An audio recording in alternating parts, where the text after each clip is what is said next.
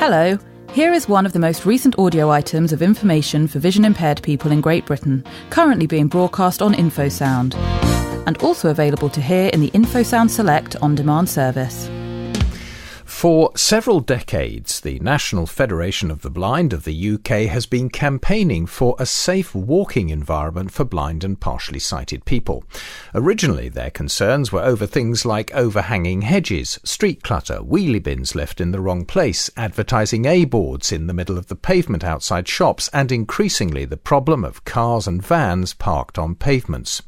But several years ago, another problem presented itself. Shared spaces, the design of usually the centres of towns, doing away with the distinction between pavements and roads, leading to a sort of free-for-all where keen eyesight and good spatial awareness are essential to be able to walk safely over the same areas used by pedestrians, cyclists, cars, vans and even buses. Sight-loss charities like Guide Dogs, RNIB and the National Federation of the Blind have long argued that this sort of street design has turned certain town centres into virtual no-go areas for blind and partially sighted people who are simply unwilling to take the risks involved. Well, it would appear that a government minister and one who wields considerable influence agrees with that, as we discovered when we spoke to Sarah Gayton, Shared Space Coordinator for the National Federation of the Blind of the UK. Well, recently we've actually had the Minister for Disabled People, Sarah Newton, write to one Minister and one Secretary of State to tell them that shared space is completely against the Equality Act. Now, this news is amazing, and this is what we've been saying for a number of years. So the Minister has actually taken action.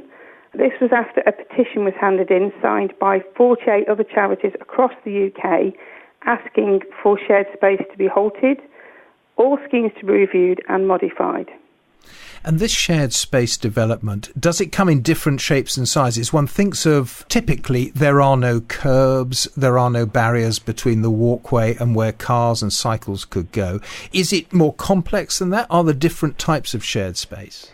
Well, there's quite a lot of different interpretations. So you can have no curbs, you can have tactile instead of a curb, or you can have low curbs. And those low curbs as well has actually been causing lots of people to trip. Not just people with sight conditions, but actually general people or older people, and they're just tripping over a low curb because they don't see it. And the colour definition between the roadway and the pavement is very similar.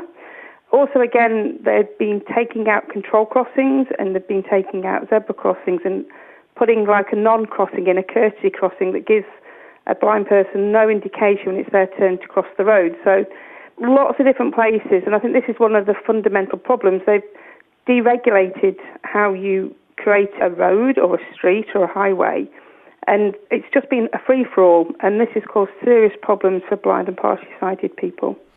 And you've said that 48 disability charities across the UK signed up to this. Is this the kind of impact that could change future shared surface development, or indeed retrospectively go back and change some of the shared space schemes that have been developed already? Oh, definitely, because what we asked in the petition was to implement a report produced a year ago, and it clearly stated that all schemes should halt, that they should be reviewed and modified. So that's what the petition asked for, and that's what Sarah Newton asked the Department of Transport to do, and the Ministry for Housing, Communities and Local Government, to embrace those reports. But she also went further. She actually asked for the guidance that local authorities use that underpin shared space to be sort of completely reviewed and replaced.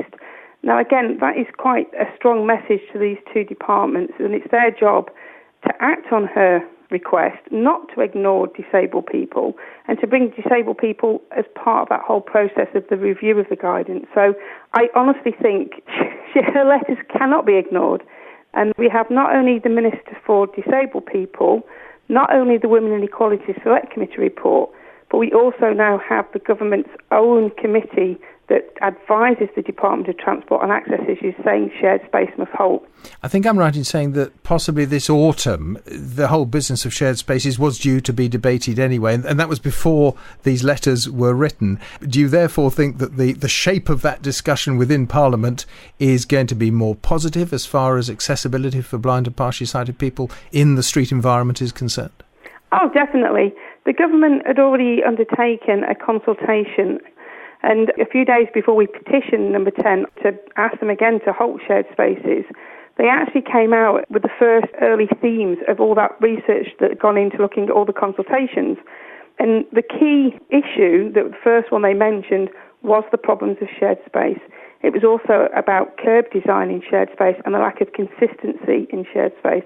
So the government did also make a statement on an ITV News report and said that they are acutely aware of the problems of shared space and visually impaired people, and they were working a plan out to tackle it. So the government knows it's got to act, but we know now that schemes are still being put forward in the country. They're still being put to planning. They're still going out to consultation. And we know that schemes are U-turning across the country. So as soon as they put them in, people are having problems, so they have to go and put crossings back. But they don't go far enough. They don't look at all the other problems associated with it. So we're hoping that the government will act, will give clear leadership to local authorities, and finally we can have design guidance that is inclusive, and we can have councils that go out and audit schemes with disabled people and get all of our town centres and city centres accessible for all. And despite support being shown by Sarah Newton, Minister of State for Disabled People, Health and Work, the National Federation of the Blind is still wanting to gather further evidence of where shared spaces are causing problems for blind and partially sighted people. So, should you feel so inclined, you can contact Sarah Gayton with any information you might have by phoning 07 903 155 858. That's 07903 155 858. Or you can email, if you prefer, to admin@nfbuk.org.